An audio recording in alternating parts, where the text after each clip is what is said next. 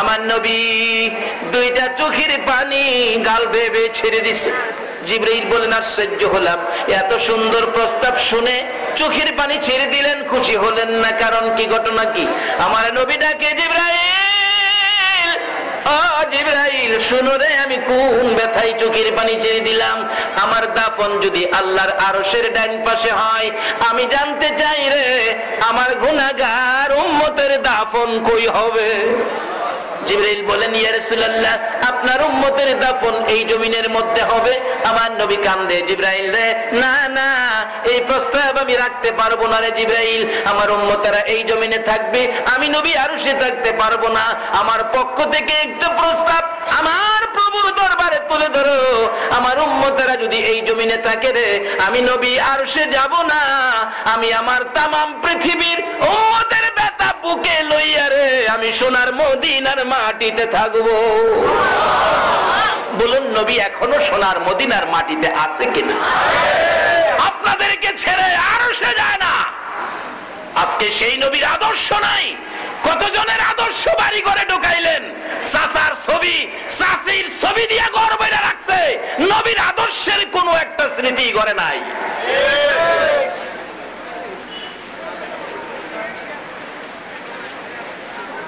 বিশ্বকাপের ভিলিয়ারের ছবি নিয়ে মুসলমানের ঘরে ঢুকাইছে, নবীর আদর্শের ছবি। আল্লাহ কয়, তোর লজ্জা করে না বিশ্বকাপের ভিলিয়ার এর ছবি ঘরে ঢুকাইছস? আর তোরা যে বিশ্ব নবীর উম্মত, তোদের প্রত্যেকের স্মৃতি আমি প্রত্যেক নবী রাসূলের ঘরে ঝুলাইয়া রাখছি। আখিরি নবীর উম্মতের স্মৃতি, তোমরা বিশ্ব নবীর উম্মত, তোমরা সেই নবীর দিকে যাও, সেই নবীর আদর্শের দিকে যাও। বলতেছিলাম, সেই নবীর আদর্শে গেলে আমাদের লাভ হবে না লস হবে? এবার জিবরাইল প্রশ্ন করেন, ইয়া রাসূলুল্লাহ, আরশে যাবেন না, মদিনায় পড়ে থাকবেন, এতে কি লাভ হবে উম্মতের পাশে ছুঁয়ে থাকলে? আমার নবী ডাকে, জিবরাইল রে, উম্মতের ব্যথা তুই বুঝবি না রে জিবরাইল। আমি নবী আরশে যাব না, আমি আমার উম্মত লইয়া সোনার মদিনার মাটিতে পড়ে থাকবো, তাতে কি লাভ হবে গো? জিবরাইল ডাকতেছে। আমার নবী বুঝায়, জিবরাইল রে, ও জিবরাইল, দুনিয়ার জমিনে দেখেছি মুরগি যখন বাচ্চা ফোটায়, মা মুরগিটা বাচ্চা লইয়া সমাজে ঘোরাঘুরি করে, বাচ্চার উপর কোনো বিপদ দেখা দিলে মা মুরগিটা দুইটা পাখা বাড়াইয়া ডাকে, বাচ্চারা রে আয় আমার পাখার নিচে আয়, চিল্কা করতেছে, বিপদ দেখা যায় তোদেরকে নিয়ে যাবে। মা ডাকতে থাকলে বাচ্চাগুলো দৌড়াইয়া মায়ের ডাকে পাখার ভিতরে ঢুকে, মা সান্ত্বনা দেয়, আর ভয় পাইস না, আমার জীবন থাকতে একটা বাচ্চারও ক্ষতি হতে দিব না। জিবরাইল, আমারও মন চাই রে আমি সোনার মদিনার মাটিতে পড়ে থাকবো, আমার তামাম পৃথিবীর উম্মতের যদি কোনো বিপদ দেখা দেয় রে জিবরাইল, বাচ্চাওয়ালা মুরগির মতো আমি নবী মদিনার জমিন থেকে দুইটা হাত বাড়াইয়া দিব। আমি আমার তামাম পৃথিবীর উম্মতগুলো হাতের মধ্যে লইয়া সুখে শান্তিতে মদিনার মাটিতে পড়ে থাকবো। যেই নবী উম্মত ছেড়ে আরশে যায় না, মদিনার মাটিতে সই, এই নবীর পক্ষে আমাদের যাওয়া দরকার আছে কিনা? এই নবীর কথাগুলো মানা আমাদের দরকার আছে কিনা? নবীর কথা মানবে যারা হবে জান্নাতি। বলুন, নবীর কথা না মানিয়া আবু জাহেল হইল দুজুকি, না মানিয়া নবীর কথা মানবে যারা হবে জান্নাতি, নবীর কথা মানবে যারা হবে জান্নাতি, না মানিয়া আবু জাহেল হইল দুজুকি, না মানিয়া আবু জাহেল হইল দুজুকি। আমার নবী কয়, জিবরাইল, আমার উম্মতের জন্য আল্লাহর পক্ষ থেকে লানত এই রমজান মাসের প্রথমে, আর আমি নবী আমিন লাগাবো, এটা কেমনে হয় রে? কোন কিসিমের উম্মতের জন্য আমি একটু শুনি। জিবরাইল বলেন, হুজুর, এই রমজান এত বরকতের রমজান, গুনাহ মাফের সুযোগ, রহমতের সুযোগ, মুক্তির সুযোগ, সব কিসিমের সুযোগ এই রমজান মাসে আপনার উম্মতের জন্য। এত সুযোগ সুবিধা পায়া যারা রমজান মাসে ইবাদত করে, রমজানের রোজা রেখে নিজের গুনাহগুলি মাফ করাইতে পারলো না, তাদের উপরে আল্লাহ লানত। রাসূল বলেন এরকম উম্মত হইলে তো লানত পাওয়ার উপযুক্তই। নবীজি আমিন লাগাইয়া দিছে, আল্লাহর পক্ষ থেকে লানত, নবীজি আমিন লাগাইছে। এই ব্যক্তিগুলি কারা? যারা এত সুযোগ সুবিধার রমজান পায়া রমজানে ইবাদত করলো না, রমজানে রোজা রাখলো না। একটু হিসাব করে দেখেন এই বেজালও কে কে পড়ছে।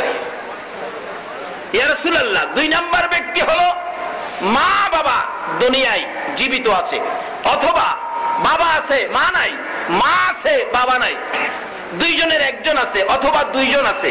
মা বাবার খেদমত করে যারা জান্নাত কিনতে পারে নাই তাদের উপর আল্লাহর লানত। আপনি নামাজি, ওয়াজ শোনেন, ওয়াজ করান, কিন্তু নবীকেও ভালোবাসেন, মা বাবারে ভাত দেন না, মা বাবারে কষ্ট দেন, তাহলে আপনার উপরে আল্লাহর লানত। নবীজি আমিন লাগায় দিছে। মা বাবারে কষ্ট দেওয়ার ব্যক্তিত্ব আমাদের সোনার বাংলায় আছে কিনা? আছে, থাকলে বালা বুঝালে।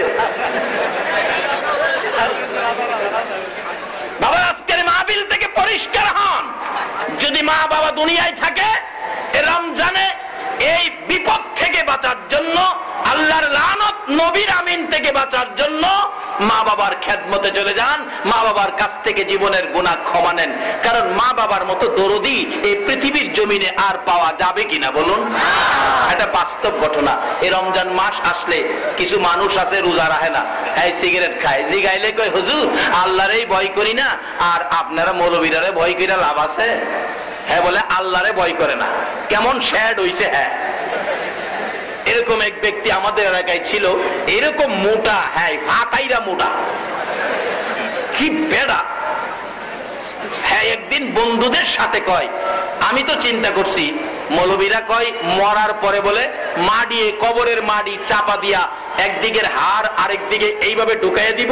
মৌলবীরা কয় আমি নিয়ত করছি আমি মরার পরে কবর দিয়া সব গেলেগা, 2টা হাত এইভাবে রাখবো, মাটির বাবান্নি ক্ষমতা আছে আমার হাত জমাইতো। মাটির বাবার বলে ক্ষমতা নাই। আল্লাহ বলছে কোরআন শরীফে, লাইন শাকারতুম লা আযীদান্নাকুম ওয়া লাইন কাফারতুম ইন্না আযাবি লাশাদীদ। আমার নিয়ামত পায়া শুকর আদায় করলে নিয়ামত বাড়াইয়া দিব, না শুকরি করলে আমার আযাব বড় শক্ত। আচ্ছা বলুন, শরীরের শক্তি, অঙ্গ প্রত্যঙ্গ, হাত পা গুলি কার দেওয়া? হাত ছাড়া মানুষ আছে না? আল্লাহ পাক এখানে সাবধান করে যায়, তোরে হাত দিছি, দেখ হাত ছাড়া আরেকটা ব্যক্তি আছে, ইচ্ছে করলে তোকেও আমি হাত ছাড়া করতে পারতাম, কিন্তু এই হাতগুলি দিয়ে যা মনে চায় তা করো না, আমি একদিন হাতের হিসাব নেব।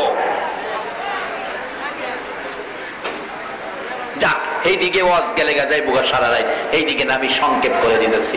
বেটা কয় হাত বলে এইভাবে ছড়ায় রাখবো, কবরও গিয়ে মাটির বাবারও ক্ষমতা নাই জমাইতো। আল্লাহ কয় অতিরিক্ত করছস, তরে আর সারা যায় না। এই ঠাট্টা মস্কারি করে বাড়িতে গেছে, সন্ধ্যার দিকে জ্বর আই পড়ছে, প্রচন্ড জ্বর। রাত্র বসন্ত ঘোড়া বাইরেছে। বসন্ত ঘোড়া ছিলেন না? এখন তো নাই, আগে ছিল। বসন্ত গোড়া বেরিয়েছে। শেষ রাত্রে গোড়া বড় বড় হইয়া পাইকা, ব্যথা, এত ব্যথা। সকালবেলা মা বাবা অস্থির, সন্তানটার কি হলো, হঠাৎ করে গেছে কবিরাজের বাড়ি, কবিরাজের চিকিৎসকের বাড়ি। কবিরাজ আয়া ফু দেয়, গোড়া ভালোই তো, গোড়া আরো বাড়ে। আল্লাহ কয় কবিরাজ ফুয়া তুই দিয়ে কি করতারস? আমি বাড়াইলাম, তুই পারলে কমাইস, ব্যথা বাড়ে। ওই রুগী কয় কবিরাজ আমারে ফুয়াইস না, ফু দিলে আরো বাড়ে। কিছু জিনিস আছে, কিছু আগুন আছে ফু দিলে বাড়ে। যারা লাকড়ি দিয়া পাক করে, চুলার আগুন নিবা গেলে ফু দিলে কি হয়? আগুন। আবার কিছু আগুন আছে নিবে, ছোট ছোট কুপি বাতি, চিনেন কুপি বাতি? কেউ ল্যাম্প কয়, কুপি কয়। এরকম কুপি বাতির আগুন যদি ফু দেন কি হবে? চুলার আগুন ফু দিলে একই ফু কাজ করে দুইটা, একটাই নিবে আর একটাই জ্বলে। কিন্তু হ্যাঁ তো ফু দিলে নিবে না, জ্বলে। কবিরাজ ফুয়াইস না বেটা, জ্বলে। কবিরাজকে জীবনে কত গুড়া ভালা করলাম, এমন বাগায়া গুড়া তো আর দেই নাই। কবিরাজ বাঘছে, আল্লাহ কয় ভাগ, কত বাগদারস। হ্যাঁ বলে হাত সরাইবো, মাটির বাবার ক্ষমতা নাই, আমি হেরে দেখকে লই। এইভাবে সমস্ত শরীর গোড়া ফাইকা ফসা গন্ধ ছুটছে, বিছনার সাথে গোস্তগুলি খুইলা পয়রা যায়। দুইটা হাত এইভাবে বুকের উপরে ফালাইছে, বুকের থেকে হাতগুলি নামাইবার শক্তি নাই। মা কয়, বাবা রে হঠাৎ করে কেন তোর এই বিপদ হলো, ব্যাপার কি, ঘটনা কি? এবার ছেলেটা চোখের পানি ছেড়ে দিছে। মা গো, আমি বলছিলাম কবরে গেলে মাটিয়ে চিপা দিব, মৌলবীরা কয়। আমি বলছিলাম দুইটা হাত এইভাবে ছড়াইয়া রাখবো, মাটির বাবারও ক্ষমতা নাই, কবরে গিয়া এইভাবে হাত ছড়ামু, দুনিয়াতে তো বুকের থেকে হাতটা নামাইতে পারি না। মা, এই অপরাধটুকু আমি করছিলাম। বাবা এখন কি করতে পারি? রাত্র গভীর, দুর্গন্ধ, সমস্ত শরীর পচা। একদিন রাত্রে গভীর ভাই বোনগুলি বলতেছে, মা, মাগো, ভাইয়ের শরীরের দুর্গন্ধ আমরা সহ্য করতে পারি না, আমরা দুইজন চাচার ঘরে থাকি, যাও যাও যাও বাবা, তোমরা চাচার ঘরে থাকো। বাবা বলতেছে, বিবি, হ্যাঁ গন্ধ আমি আর সহ্য করতে পারি না, আজকে রাত্রটা আমি বাংলা ঘরে ঘুমাই, আমার ঘুম হয় না দুর্গন্ধে। মা বলতেছে, যান, আপনিও বাংলা ঘরে যান। ছেলে মেয়েদেরকে চাচার ঘরে দিছে। রাত্র গভীর, ছেলেটা ডান দিক বাম দিক মাথাটা ঘুরাইয়া মার দিকে তাকাইয়া ডাকতেছে, মা গো, মা তুমি কই গো? মা, মা, বাবা আমি আসি তো কাছে।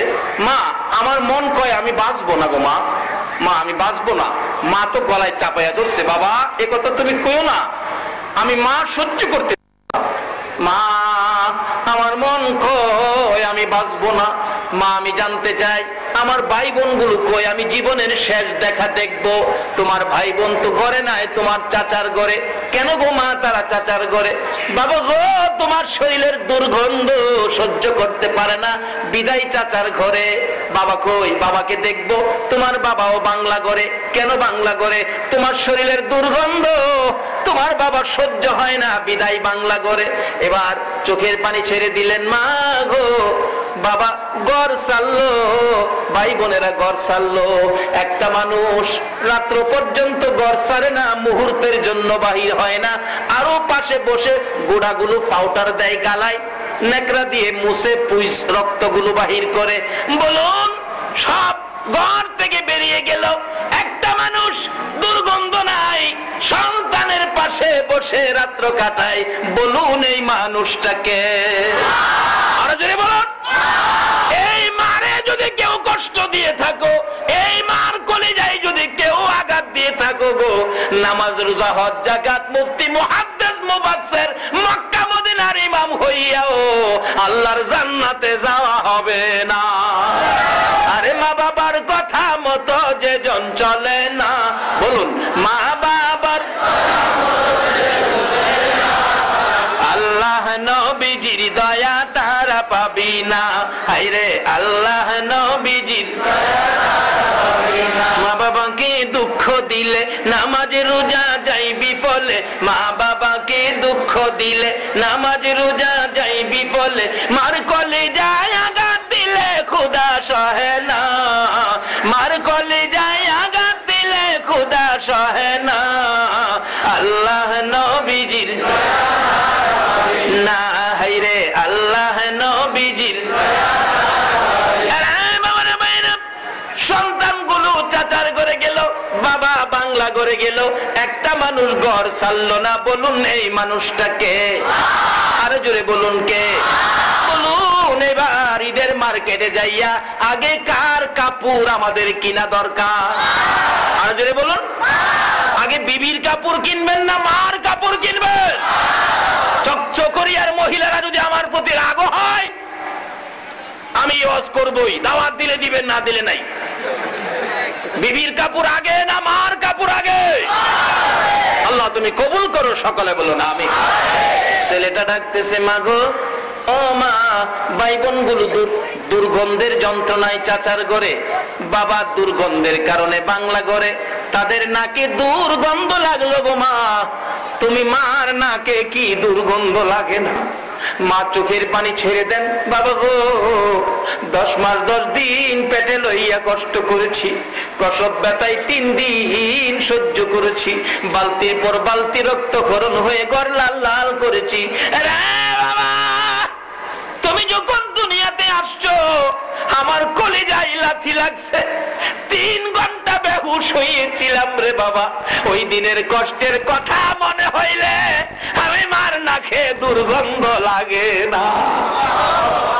জিবরাইল জিবরাইল ডাকতেছে, ইয়া রাসূলুল্লাহ, ওই মা বাবাকে যারা কষ্ট দিবে, মা বাবার খেদমত করবে না, মা বাবার খেদমত করে যারা জান্নাত কিনতে পারলো না, তাদের উপর আল্লাহর লানত আমার নবী আমিন লাগাইয়া দিছে। এর থেকে বাঁচার ক্ষমতা পৃথিবীর কেউ পারবে না আপনাকে বাঁচাইতে, কেউ পারবে না যদি আপনি নিজে আপনার রাস্তাটা পরিষ্কার না করেন। যদি মা বাবা দুনিয়ায় থাকে, কষ্ট দিয়ে থাকেন, রমজান শেষ হওয়ার আগে, ঈদের জামাতে যাওয়ার আগে মা বাবার পায়ে পড়ে মা বাবার কাছ থেকে ক্ষমাটুকু নেন। আর যদি মা বাবা দুনিয়ায় না থাকে, কালকে ফজরের নামাজ পড়ে মার কবরে যান, বাবার কবরে যান, যায় বলুন, আল্লাহ এই কবরে আমার মা, উল্লেখ করে বলবেন এই কবরের ভিতরে আমার মা, মা গো মা, এই কবরে আমার বাবা, আল্লাহ আমি কষ্ট দিয়েছি, তুমি কষ্ট দিও না, আমি আমার মা বাবার পক্ষ থেকে তোমার কুদরতি পাও ধরে ক্ষমা চাই, আমার মা বাবাকে মাফ করো। রোজা রাইখা ফজরের নামাজ পড়ে মা বাবার কবরে যায় হাত বাড়াবেন, রোজাদারের হাত আমার আল্লাহ খালি দেয় না, ডাক দিয়া দেখেন না, ডাক তো দিলেন না। যদি আপনার ডাকে আল্লাহ খুশি হয়, মা বাবাকে কবর জগতে মাপ পাওয়া যায়, মাপ দিয়ে দেয়, মা বাবা কবর থেকে রুহানি ভাবে আপনার দুনিয়ার অপরাধগুলো রুহানি ভাবে মা বাবা ক্ষমা করে দিবে। তাই 2 নাম্বার এই লানত থেকে নিজেকে বাঁচান। 3 নাম্বার লানত, আমার আল্লাহর পক্ষ থেকে জিবরাইল এসে ডাকতেছেন, ইয়া রাসূলুল্লাহ আপনার উম্মতের জন্য 3 নাম্বার লানত আল্লাহর পক্ষ থেকে। আপনি নবীকে সৃষ্টি না করলে জগৎ সৃষ্টি হতো না, আপনার উসিলাতে সব নবী গো, আপনার নাম শোনা মাত্র যারা আপনার প্রতি দুরূদ শরীফ পড়বে না, তাদের উপর আল্লাহর লানত রাসূল আমিন লাগাইয়া দিছে। এই 3 বিপদ থেকে কিভাবে বাঁচবেন এই রাস্তাটা একটু খুঁজেন। শুধু নামাজ পড়ে যদি এই 3 বিপদে থাকেন, নামাজ দিয়েও আপনার কোনো লাভ হবে না, নামাজও পড়তে হবে, এই 3 কিসিমের লানত থেকে আপনাকে বাঁচাইতে হবে। যদি বাঁচাইতে পারেন, আপনার বাজেট কি? আমি শেষ দিকে আসছি, লম্বা হয়ে গেছে আলোচনা, কারণ আবার সেহরি খাইতে হবে। শেষ দিকে গেল বাইবেন না, অক্ষণ ছেড়ে দিছি, আরো 20 মিনিট 25 মিনিট সময় যাইবো, তারপরে ছাড়বো। এবার আব্দুল্লাহ আনসারী, কথাটা খেল আছে, আব্দুল্লাহ আনসারী নবীজিকে আগায়া নিয়ে যাচ্ছে, খুশি। নবী তো ঘোষণা দিছে তোদের জান্নাতের চাবি রোজগার হয়ে গেছে। যাইতে যাইতে যাইতে যাইতে রাস্তার কিনারে, বড় রাস্তা, মেইন রাস্তায় উঠাইয়া দিবেন, তো এটা সুন্নত, আগায়া দেওয়াটা সুন্নত। আগাইয়া দিলেন, নবীজি রাস্তার কিনারে যাইয়া দেখে ছোট্ট ছোট্ট 2টা বাচ্চা খেজুর গাছের মধ্যে এইভাবে হাত বাইদা আটকায় রাখছে। রাসূল জিগায়, কি রে বাবারা, তোমরা খেজুর গাছের মধ্যে হাত বাঁধা কাঁদতেছো, কি তোমাদের দুঃখ? বাচ্চাগুলো চোখের পানি ছেড়ে ছেড়ে কান্দে। হুজুর, কত মানুষ যায় এই রাস্তা দিয়ে গো, আমাদের দুঃখের কথা কেউ জিগায় না। আমার নবীর আদর্শ, বাচ্চাদেরকে বড় মায়া করতেন। আমরা কি বাচ্চাদেরকে মায়া করব? নবী খুশি হবে। যদি হিন্দুদের বাচ্চাও হয়, আমরা এরপরেও বাচ্চাদেরকে নবী আদর করতেন, বিদায় আমরা তাদেরকে কি করব? হোক না সেই হিন্দু, বানাইছে তো আল্লাহ, আমরা কি করব? বাচ্চা বলে তাকে। আচ্ছা, একটা বাচ্চা ছেলেকে যদি মসজিদের ইমাম সাহেব হুজুর হিন্দুর ছেলেকে আদর করে, ডাক দেয় কাছে, মাথায় হাত বোলায়, মা দেখলে খুশি হবে না বেজার হবে? মা কি বলবে? হায় আমার হুজুর না, আমার বাচ্চারে, আমরা হিন্দু মানুষ, তারপরও কত আদর করে। একদিন দেখবেন তার স্বামীর সাথে পরামর্শ করবে, লো আমরা মুসলমান হয়ে যাই, মুসলমান ধর্মটা কত সুন্দর, দেখছো? হ্যাঁ, মুসলমান হইয়া আমরা হিন্দু ধর্মের বাচ্চাদেরকে কত মায়া করে, আর মুসলমান হইলে জানি আরো কত মায়া করতো। অস্ত্র সারা যুদ্ধ করে দুনিয়া করলো জয়, তাই তো আজি মানবে দানবে মুহাম্মদ নাম লয়। আমার নবীর যুদ্ধটা ছিল ভালোবাসার যুদ্ধ, ভ্রাতৃত্বের যুদ্ধ, মহব্বতের যুদ্ধ, বন্ধুত্বের যুদ্ধ, হাতিয়ারের যুদ্ধ নয়। বিজাতিরা পর্যন্ত নবীর আদর্শ দেখে দলে দলে মুসলমান হয়ে যাইত। আসুন আমরা সেই নবীর আদর্শ নিয়ে আবার ময়দানে চলে যাই।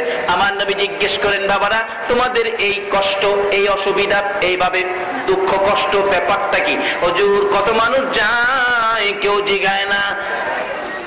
তোমাদের বাবার নাম কি?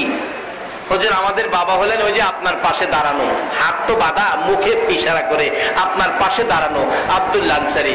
আমার নবী জিগায়, আব্দুল্লাহ আনসারী রে, এই বাচ্চাগুলোর এই অবস্থা কেন, কষ্ট দুঃখ কেন? আব্দুল্লাহ আনসারী চোখের পানি ছেড়ে দিয়ে কান্দে, কথা কয় না। রে আব্দুল্লাহ আনসারী, কাঁদলি রে, কথা বললি না? ছেলেদেরকে জিজ্ঞেস করেন, বাবারা তোমরা বলো কি অসুবিধা? বাচ্চাগুলো কান্দে আর বলে, হুজুর আমার বাবা এত গরিব মানুষ, আমার বাবা আব্দুল্লাহ আনসারী আজকে 5টা-6টা দিন পার হয়ে গেছে গো নবী, আমাদের চুলায় আগুন জ্বলে না, না খাইয়া থাকতে থাকতে কষ্ট সহ্য হয় না। বিদায় আমরা দুই ভাই হাঁটতে হাঁটতে এই গাছের গোড়ায় এসে দেখি কিছু খেজুর গাছের নিচে পড়ে আছে। গাছটার মালিক হলো ইহুদি। খেজুরগুলো পেটের খিদার যন্ত্রণায় আমরা টুকায়া টুকায়া খাইলাম। খাওয়ার অপরাধে ইহুদি গাছের মালিক আমরা দুই ভাইয়ের গাছের সাথে বাইদা রাখছে। নবী গো, আমার বাবা গাছ থেকে ছুড়াইয়া নেয় না। আমার নবী একটা দৌড় মারছে, মসজিদে নববীর বারিন্দায় দাঁড়ায়া কান্দে। সাহাবীরা জড়ো হয়ে গেছে, রাসূল কান্দে রে, আয় রাসূলের চোখের পানি মুছবো। আল্লাহু আকবার বলো। আজকে কারা গো রাসূলের চোখের পানি মুছতে পারো? কে আজকের মাহফিলের আয়োজন করেছো? কার টাকায় মাহফিল দাঁড় হয়ে গেছে? এবার আব্দুল্লাহ আনসারীর এই কষ্ট দুঃখ দেখে নবী মসজিদে নববীতে কান্দে। চারদিক জড়ো হয়ে গেছেন সাহাবীরা। হযরতে ওমর ফারুক রাদিয়াল্লাহু তাআলা তরবারি নিয়ে হাজির। হুজুর বলুন, কে আপনার চোখের পানি বের করেছে? আমি এখন তাকে দ্বিখণ্ডিত করে দিব। আমার নবী বলেন, রে ওমর, আজকের চোখের পানি তরবারি দিয়ে বন্ধ করতে পারবি না। দৌড়ে আসছে উসমান গনি, দৌড়ে আসছে আবু বকর সিদ্দিক। সকলেই বলতেছে, হুজুর বলুন কিসের বিনিময়ে চোখের পানি বন্ধ করতে পারবো? আমার নবী হযরতে উসমান গনির দিকে 2টা হাত বাড়াইয়া ডাকে, আরে উসমান গনি আয়, আমি তোর দিকে তাকাইয়া রইছি। উসমান গনি সামনে দাঁড়াইছে। হুজুর বলুন কি দিয়ে চোখের পানি মুছতে পারি? উসমান গনি রে, তুমি পারবে রে ইহুদির বাড়ির খেজুর গাছটা আমারে কিনা দিতে? ওই গাছটা যদি আমারে কিনা দিতে পারো, আমার চোখের পানি মুছে যাবে। একটা দৌড় দিয়ে ইহুদির খেজুর গাছের গোড়ায় দাঁড়াইলেন উসমান গনি। ইহুদি বাড়িতে আছো, এই গাছটা বিক্রি করে দাও। বাড়ির গাছ কেন বিক্রি করব? রে ইহুদি, আমার রাসূল কান্দে রে, এর বিনিময় যা চাবি তাই পাবি, তাই নাকি? তাহলে তোমার 100 খেজুর গাছের একটা বাগান আছে, এটা যদি আমারে দাও, একটা গাছ আমি তোমারে দিব। উসমান গনি একটা চিৎকার মারলেন, রে ইহুদি, মাত্র 100 গাছ চাইছস? আমার রাসূল কান্দে এই গাছের জন্য। আজকে যদি আমি উসমান গনির সকল সম্পত্তি চাইতে, রাসূল খুশি করার জন্য আমি সব করে দিয়ে দিতাম। রাসূলের জন্য তাদের কত প্রেম, কত ভালোবাসা ছিলেন। নবী খুশি করবেন, নবী খুশি করার কিছু কাজ আমাদের করা দরকার আছে কিনা? শুধু দুনিয়ায় থাকা অবস্থায় নয়, নবীজি রওজা পাকে শুইয়াছেন, রওজা পাকে পর্যন্ত খুশি করতে পারবেন একটা কাজ যদি করেন। সেই কাজটা হলো জামাতের শহীদ নামাজ। কিসের শহীদ নামাজ? সবাই বলুন। আমি শেষ কথায় চলে আসছি। এই নামাজ দিয়ে নবীকে রওজা পাকের ভিতরেও খুশি করা যায় কিভাবে, আমি বাস্তবতায় যাচ্ছি। এবার উসমান গনি 100 গাছের বিনিময়ে একটা গাছের দলিল লইয়া নবীর হাতে তুলে দিলেন। আমার নবী দলিল সহ গাছের গোড়ায় এসে বাচ্চাদের হাতের বানগুলো খুলতেছিলেন। আমার নবী হাতের বান খুলে, বাচ্চারা কান্দে, হুজুর খুইলেন না, আবার ইহুদি এসে আমাদের হাতে বান দিবে। আমার নবী ডাকে, রে বাচ্চারা, না না, রাসূল যার হাতের বান খুলবে রে, এই হাতে কোথাও আর বান দিবে না। রাসূল যার হাতের বান খুলে দিবে, দুনিয়া ও আখিরাতে কোথাও এই হাতে আর বাদ পড়বে না। এইভাবে বিপদকামী লোকদের পাশেও আমার নবী দাঁড়াইতেন। আপনারা কি এই রমজানের ঈদে আশেপাশে খোঁজ নিছেন? কে টাকার অভাবে ঈদের কাপড় কিনতে পারে নাই? অসম্পদশালী ব্যক্তিরা যদি এইভাবে আশপাশি গরিবদের খোঁজ নিতে পারেন, কাপড় কিনতে পারে নাই টাকার অভাবে, একটা কাপড় কিনে দেবেন, কাল কিয়ামতে হাসর হবে আমার রাসূলের সঙ্গে। এটা ইসলাম। বাবার আসুন আমরা পুরাপুরি ভাবে ইসলামে ঢুকি। শুধু নামাজের নামে ইসলাম নয়, সামাজিক অনেক দায়িত্ব আছে, এগুলি আমাদের আদায় করতে হবে। যাই হোক, নবীকে খুশি করব, দুনিয়াতে থাকতেও নবীকে খুশি, নবী রওজা পাকে শুয়ে আছে তারপরও খুশি করতে পারবেন, এটাই আমার শেষ কথা। সেটা খুশি করার সিস্টেম হলো জামাতে শহীদ নামাজ। তার বাস্তব হযরত ওমর ফারুক রাদিয়াল্লাহু তাআলা আনহুর জীবনী। ওমর রাষ্ট্রপতি, প্রেসিডেন্ট, রাষ্ট্রপতি হইয়া মসজিদের নববীর ইমামতি করে। আমাদের তত্ত্বাবধায়ক সরকার পার্বণী চকরিয়া মসজিদের ইমামতি করত, অহন তো তারে আর দেখি না।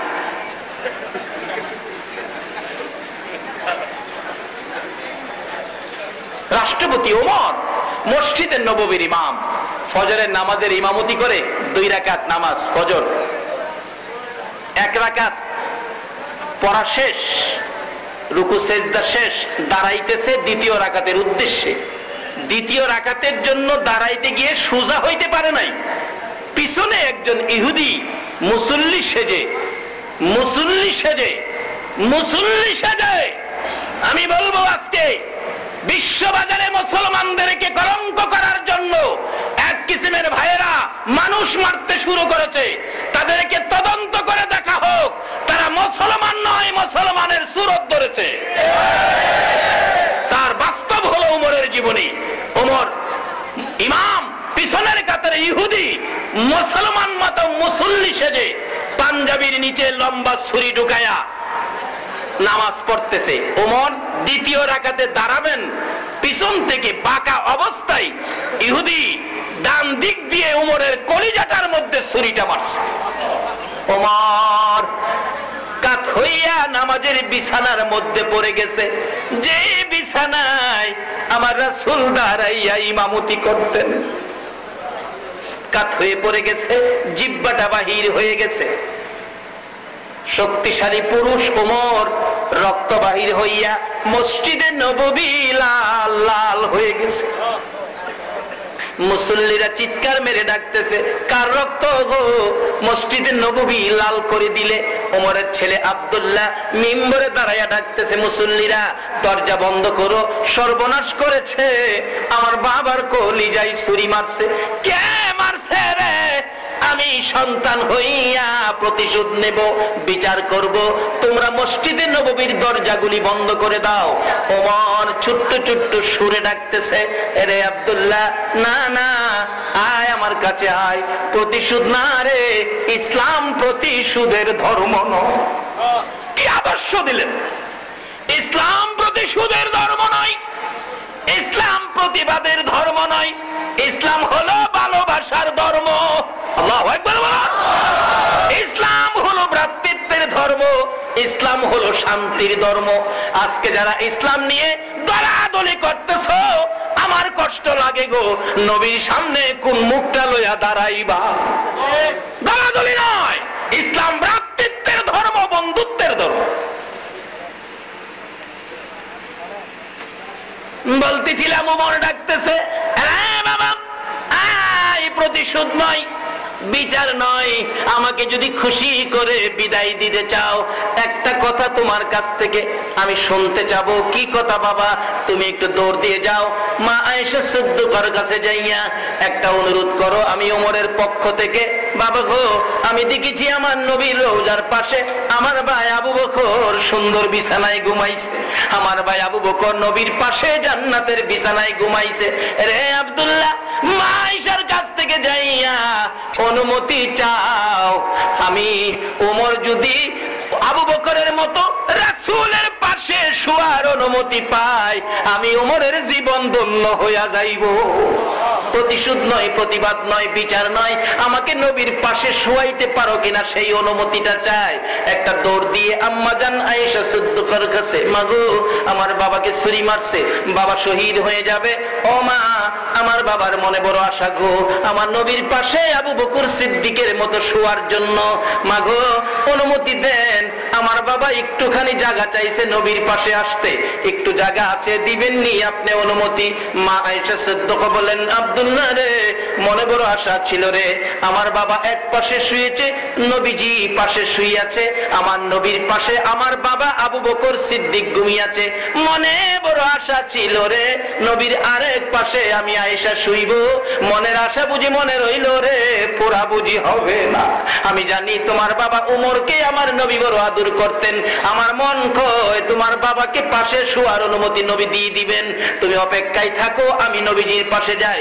নবীজির রওজার পাশে যাইয়া আম্মা জান আয়েশা সিদ্দিকা দাঁড়াইয়া ডাকতেছে, ইয়া রাসূলুল্লাহ, আপনার উমর আপনার পাশে শোয়ার অনুমতি চাই।